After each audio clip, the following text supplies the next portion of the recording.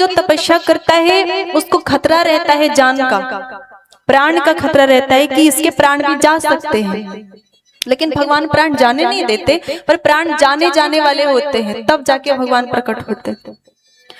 पार्वती जी ने तपस्या ऐसी करी कि स्वर्गलोक हिलने लगा। अब राम जी दौड़े दौड़े आए, राम जी ने भविष्यवाणी किया, उन्होंने कहा सुफल मनोरथ भयउ तव सुनु गिरिराज कुमारी, आपकी मनोकामना सफल होती है, आपको निश्चित ही शंकर जी प्राप्त होंगे।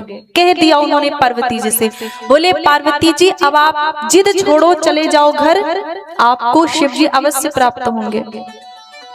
लेकिन पार्वती जी मानी नहीं, पार्वती जी गई नहीं उठ करके। अब राम जी वहां से चले, शंकर जी के पास जाकर के पहुंचे। शंकर जी के पास गए, शंकर जी उस समय राम नाम में ही लगे हुए थे, स्मरण कर रहे थे। राम जी प्रकट हुए, शंकर जी को बड़ी प्रसन्नता हुई, हाथ जोड़ा, प्रणाम किया, स्वागत किया और बोले अब मैं आपकी क्या सेवा कर सकता हूँ। राम जी ने कहा सेवा नहीं करनी है, आज मैं आपको कथा सुनाने आया हूँ, आज मैं आपको कथा सुनाऊंगा। शंकर जी ने कहा कि आप हमें कथा सुनाएंगे? राम जी ने कहा हाँ। बोले कौन सी कथा सुनाएंगे? और महाराज कब से आपने कथा वाचन सीख लिया, ये कथा कब से करने लगे आप? तो राम जी ने कथा वाचन तो हमने बचपन से ही सीख लिया था। मेरा जब जन्म हुआ तो मैंने सबसे पहला काम किया कथा वाचन का, मैंने पहले कथा ही सुनाया। बोले किसको? बोले मैया को अपने। कही कथा सुहाई माँ तो बुझाई, जेहि प्रकार सुत प्रेम लहे। कही कथा सुहाई माँ तो बुझाई, जेहि प्रकार सुत प्रेम लहे। कही कथा सुहाई मात बुझाई, जेहि प्रकार सुत प्रेम लहे। माता पुनि बोली सोमति डोली, तजहु तात यह रूपा, की जैसी सुलीला अति प्रिय शीला, यह सुख परम अनूपा, की जैसी सुलीला अति प्रिय शीला, यह सुख परम अनूपा। सुनी वचन सुजाना रोदन ठाना, सुनी वचन सुजाना रोदन ठाना, होई बालक सुर भूपा, यह चरित जे गावहि हरि पद पावहि, तेना परहि भवकूपा, यह चरित जे गावे हरि हरि पद पावे, तेना परे भव कूपा। तेना परहि भवकूपा। ओ तेरा परे भव कूपा। कही कथा सुहाई मात बुझाई, जेहि प्रकार सुत प्रेम लहे। बोले सबसे पहला काम मैंने जन्म लिया था तो कथा ही सुनाया था अपनी माता जी को। शंकर जी ने कहा अच्छा मुझे आप कथा सुनाओगे, कौन सी कथा सुनाओगे आप? सुनाओ। अब शंकर जी कथा सुनाने लगे। किसकी कथा सुना रहे हैं? गोस्वामी जी ने कहा अति पुनीत गिरिजा के करनी, विस्तर सहित कृपा निधि वर्णी, मतलब देवी भागवत कथा सुना दी उन्होंने। अब माता पार्वती की कथा सुनाई तो देवी भागवत कथा हो ही गई। तो देवी भागवत कथा सुनाई। अब उन्होंने कहा कि मेरी कथा अच्छी लगी आपको? शंकर जी ने कहा कि प्रभु आपकी कथा और अच्छी ना लगे, ऐसा कैसे हो सकता, आपकी कथा बहुत अच्छी लगी। तब राम जी ने कहा कथा अच्छी लगी तो दक्षिणा। भाई कथा हमने सुनाई है, आपको अच्छा लगा है तो दक्षिणा। तो शंकर जी ने कहा प्रभु मांगो तो आपको क्या चाहिए दक्षिणा में? बोले कि प्रभु शंकर जी, यदि आपको मेरी कथा अच्छी लगी है तो अब बिनती मम सुने हो सो शिव जो मम पर निज ने हो जाए विवाह शैल जही यही मांगे मोहि देव। ये मेरी मांग है कि आप शैल कुमारी से विवाह करो, पर्वत की पुत्री पार्वती से आप विवाह करो, यही मेरी दक्षिणा है। शंकर जी ने हाथ खड़े कर दिए, बोले ये नहीं कर सकता, एक बार तो विवाह करके देख लिया, आप दोबारा विवाह नहीं करना है। मना कर दिया शंकर जी ने। लेकिन राम जी ने कहा आप सोच लो, मेरी आज्ञा है और मेरी आज्ञा को टाल रहे हो आप। शंकर जी ने कहा नहीं प्रभु, आपकी आज्ञा तो मैं नहीं टाल सकता। अगर आपकी आज्ञा है कि मैं विवाह करूं तो आपकी आज्ञा तो शिरोधार्य है। सिर धरी आयसु करिए तुम्हारा, परम धर्म यह नाथ हमारा। आप स्वामी हो, हम सेवक हैं, आपकी आज्ञा सिर पे धारण है। तब राम जी ने कहा नहीं नहीं, मेरी आज्ञा सिर पे मत धारण करो, मेरी आज्ञा को सिर पे मत धारण करो, आप मेरी आज्ञा को हृदय में रखो। शंकर जी ने कहा क्यों? बोले कि अगर आप सिर पे धारण करोगे तो सिर पे है जटा और जटा से गंगा बहती, कहीं ऐसा ना हो कि जटा के गंगा से मेरी आज्ञा भी बह जाए। तो आप सिर पे मेरी आज्ञा मत रखो, अब उर रखो, अब हृदय में रखिए मेरी आज्ञा को और विवाह करिए पार्वती जी से। राम जी तो वहां से अंतर ध्यान हो गए। इसका भाव क्या होता है? जटा से गंगा बहने का, आज्ञा बहने का भाव क्या है? तो भाव ये है कि भक्ति करे पर बावलेपन के हद तक नहीं, हद में ही रहे तो अच्छा है।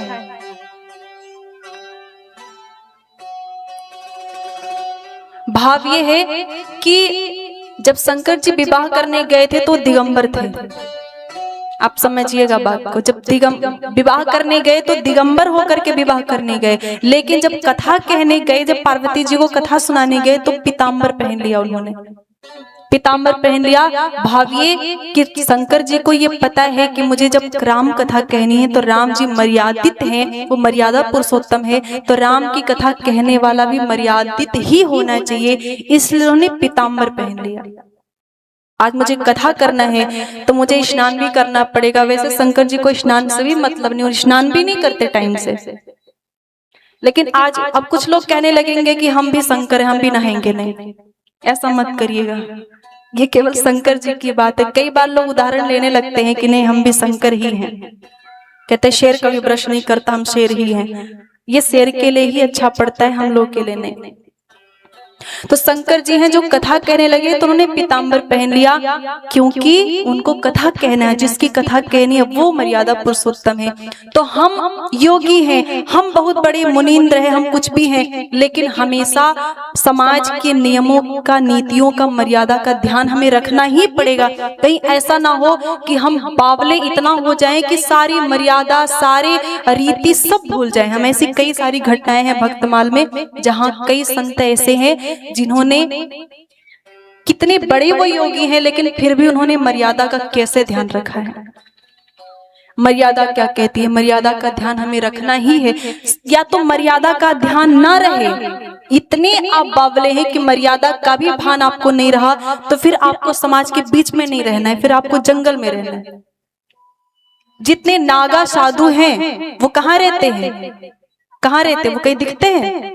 वो कहीं दिखते नहीं, जंगल में रहते हैं। जब कुंभ, प्रयागराज जब कुंभ लगता है तब लाखों की संख्या में नागा आते, वो और समय कहाँ रहते? ऐसा लगता है धरती फाड़ के वो आए हैं, क्योंकि वो दिखते ही नहीं है, क्योंकि वो अलग हैं। उनको समाज के बीच में वो नहीं रह सकते, वो नहीं रहते समाज के बीच में, कहीं गुफाओं में, पहाड़ों पे रहते हैं। और यदि समाज के बीच में है तो सामाजिक मर्यादाओं का तो ध्यान रखना ही पड़ेगा। हद ना भूले, अपनी सीमा ना भूले, कि हम सीमा में रहें तो ज्यादा अच्छा है। भाव तो बहुत सारे मन में उठ रहे हैं, पर यदि हम भावों को कहने लगे तो कथा पीछे छूट जाएगी। इसलिए बात यह है कि एक आचार्य ने कहा कि हमें सादगी से रहना चाहिए। जितना हम सादगी में रहेंगे उतना ही परमार्थ कर पाएंगे। और यदि हम सादगी में नहीं रहेंगे, हमको अच्छा खाना चाहिए, ब्रांडेड ब्रांडेड कपड़े पहनने को चाहिए, तो हमसे परमार्थ कम हो पाएगा। इसलिए भारत सादा भोजन और सादा वस्त्र पहनने को कहता है। जितने सादगी में रहोगे आप, उतना ही शांत रहोगे, उतना ही ज्यादा सात्विक रहोगे, उतना ही ज्यादा परमार्थ कर पाओगे। इसलिए खुद पे ज्यादा खर्च करने की आदत ना बने, बहुत अच्छा है। हमारी आदत बनती जाती है हमें ब्रांडेड पहनने, फिर और ब्रांडेड, और ये बढ़ता जाता है मन। लेकिन अपने मन को खींच के मीडियम में रखे, ना कम ना ज्यादा। कोई ऐसा भी ना कहे कि देखो कितना खराब है, और कोई ऐसा भी ना कहे वाह क्या बात है। लाखों लाखों के कपड़े, लाखों लाखों के फोन, लाखों लाखों की गाड़ियां, जिसमें काम चल जाए वो ठीक है, एक्स्ट्रा जरूरत नहीं। ये शंकर जी हैं। शंकर जी को राम जी ने कहा, और राम जी ने उनकी आज्ञा को हृदय में धारण कर लिया। तुरंत सप्तऋषियों को बुलाया, सप्तऋषियों को बुलाया और सप्तऋषियों को कहा कि आप जाकर के पार्वती जी की परीक्षा करो। परीक्षा करने सप्तऋषि आए तो देखा ऊर्धरी उमा प्राणपति चरना जाई। हृदय में शंकर जी की छवि को देख करके वो बड़ी एकदम मूर्ति मंत तपस्या जैसी, ऋषि ने गौरी देखी तह कैसी, मूर्ति मंत तपस्या जैसी। ऐसा लग रहा था कि तपस्या की साक्षात मूर्ति है श्री पार्वती जी। इतनी एकाग्र सप्तऋषि पहुंचते ही समझ गए कि ये जब पिछले जन्म में सती के रूप में थी तब ये चंचल थी, लेकिन अब चंचल नहीं है, ये एकदम स्थिर है, ये एकदम एकाग्र है। अब एकाग्रता की परीक्षा तो लेनी ही नहीं है, दिख गया एकाग्रता। छोटी जो बच्ची होती हैं, बच्चियां हमेशा चंचल ही होती हैं, वो शांत नहीं रह सकती, वो चुपचाप बैठी रहेंगी। जब माता जी किस बात करेंगी तो बगल से आएंगे, चोटी बनाया करेंगे, कभी उनको अचल उड़ाया करेंगे, फिर ऐसे कर देंगे, फिर ऐसे करेंगे। वो चंचल होती हैं लड़की, जो बच्चियां होती हैं। ये पार्वती जी बच्ची ही है लेकिन बहुत शांत है। अब सप्तऋषियों ने उन्हें बुलाया और पार्वती जी जागी तो उन्होंने प्रणाम किया। सप्तऋषियों ने कहा बेटी तू क्यों तपस्या कर रही है? पार्वती जी ने कहा कि हम आपको क्यों बताएं कि हम क्यों तपस्या कर रहे हैं। यदि हमने बता दिया तो आप हंसी करोगे हमारी। सप्तऋषियों ने कहा नहीं नहीं पुत्री, हम हंसी नहीं करेंगे, अब बताओ आप क्यों तप कर रही हैं। तो पार्वती जी ने कहा कि कोई नदी में घर नहीं बना सकता, पर मैं बनाना चाहती हूँ इसलिए तपस्या कर रही हूं। बिना पंख के कोई उड़ नहीं सकता, पर मैं बिना पंख के उड़ना चाहती हूँ इसलिए मैं तपस्या कर रही हूँ। बोले इसका क्या मतलब है? बोले गुरुदेव पानी में घर बनाना उतना ही कठिन है जितना संसार में रह करके भगवान का भजन करना। नदी में घर बनाना जितना कठिन है उतना ही कठिन संसार में रह करके भगवान का हो जाना है। तो मैं संसार में हूं लेकिन मैं शिव की होना चाहती हूँ। कोई बिना पंख के नहीं उड़ सकता, पर मैं उड़ सकती हूँ। क्यों? क्योंकि मेरे गुरुदेव की कृपा मेरे पे है, नारद जी की कृपा है, तो मैं बिना पंख के उड़ना चाहती हूँ, मैं उड़ूंगी। मेरे गुरुदेव की कृपा रूपी पंख प्राप्त है मुझे। मैं शंकर जी को वर के रूप में प्राप्त करना चाहती हूँ। जैसे ही सुना तो सप्तऋषि हंस पड़े। उन्होंने कहा कि ये नारद जी भी ऊट पटांग चीजें सिखाते रहते हैं बच्चों को, ये बच्चों को बिगाड़ दे रहे हैं नारद जी। ऐसे कौन कहता है कि शंकर जी को वर के रूप में प्राप्त करो? अरे शंकर जी में कोई योग्यता नहीं है, कोई गुण नहीं है, अवगुण से भरे पड़े हैं। अगर विवाह ही करना है तो आप विष्णु जी से कर लो। महादेव अवगुण भवन, ये अवगुणों के भंडार नशा करते हैं, शमशान में रहते, न जाने कैसा जीवन है उनका। महादेव अवगुण भवन, विष्णु सकल गुण धाम, विष्णु जी से विवाह करो। हमने उनको कह रखा है, वो मान गए हैं विवाह के लिए, उनसे विवाह करो आप। पार्वती जी ने कहा प्रभु मैं जानती हूँ कि महादेव अवगुण भवन, उनके भीतर अवगुण है, और विष्णु जी सकल गुणों के भंडार हैं, उनके पास घर है, बैकुंठ है, खूब धन है, लेकिन होंगे वो अपने घर के अमीर। जिसका मन जिससे मिल जाता है, जो जिसको इष्ट मान लेता है, वो बदल नहीं सकता। वो होंगे अपने घर के अमीर, लेकिन मैं अपना इष्ट नहीं बदल सकती। शंकर जी ही मेरे लिए सर्वस्व है, मैं नहीं बदल सकती।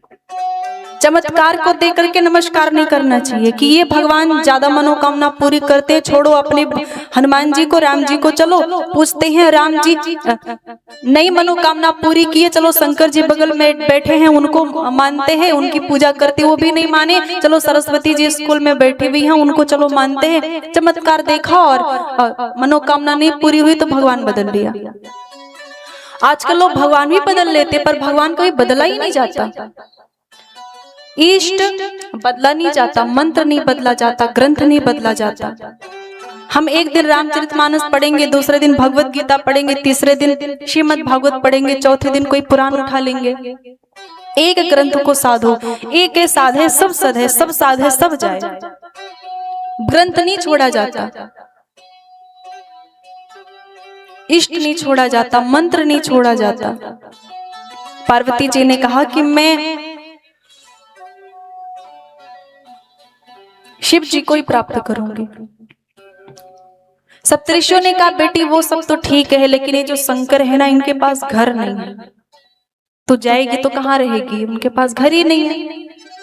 पार्वती जी ने कहा जब घर नहीं है तो वो रहते कहाँ हैं? बोले रहते हैं शमशान में, गांव गांव में शमशान रहता, वहीं जाके लौटते हैं।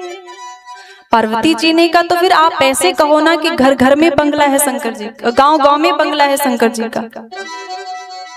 अरे साधारण लोगों के 10, 20, 50 घर, लेकिन शंकर जी के गांव गांव में घर, क्योंकि गांव गांव में शमशान है, तो गांव गांव में बंगले हैं उनके, उनके तो अनगिनत घर हैं।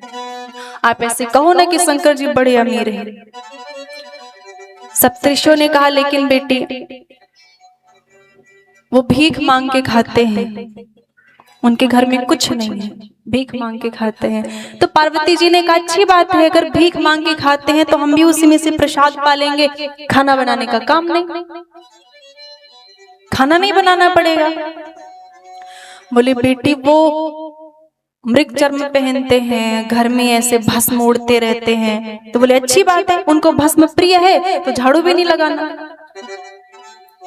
वो मृग चर्म पहनते हैं, दिगंबर रहते हैं, तो कपड़ा धोने का भी काम नहीं, कोई काम ही नहीं, बस एक एक काम है, शंकर जी कथा सुनाए और हम बैठ के कथा सुने।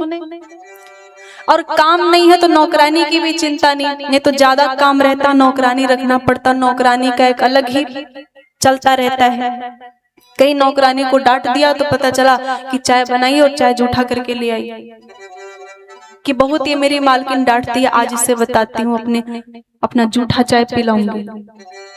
तो नौकरानी की भी कोई चिंता नहीं, सब मंगल ही मंगल है। अब सप्तऋषि सबसे हार गए, तो सप्तऋषियों ने एक बात कही कि बेटी ये जो नारद है ना, ये खुद तो अकेला है, तुमको भी अकेला कर देना चाहता है, इसलिए तुमको ऊट पटांग बातें सिखा दिया है उसने। नारद की बात ना मानो, इसी में तुम्हारी भलाई है। अब पार्वती जी को बुरा लग गया।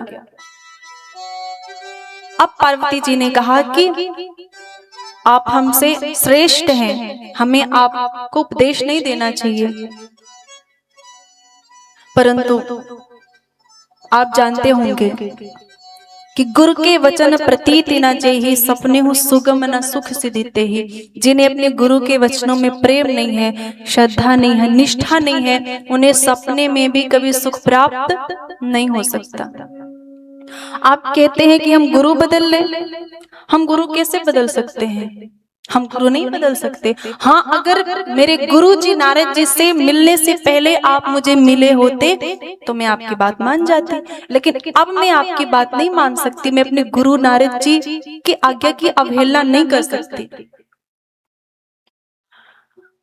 अब मेरा ये उद्देश्य नहीं है कि मैं शंकर जी को प्राप्त करूं, अब मेरा एकमात्र यही उद्देश्य है, मेरे जीवन का एक केवल उद्देश्य है कि मैं अपने गुरु जी के वचनों को साकार करूं।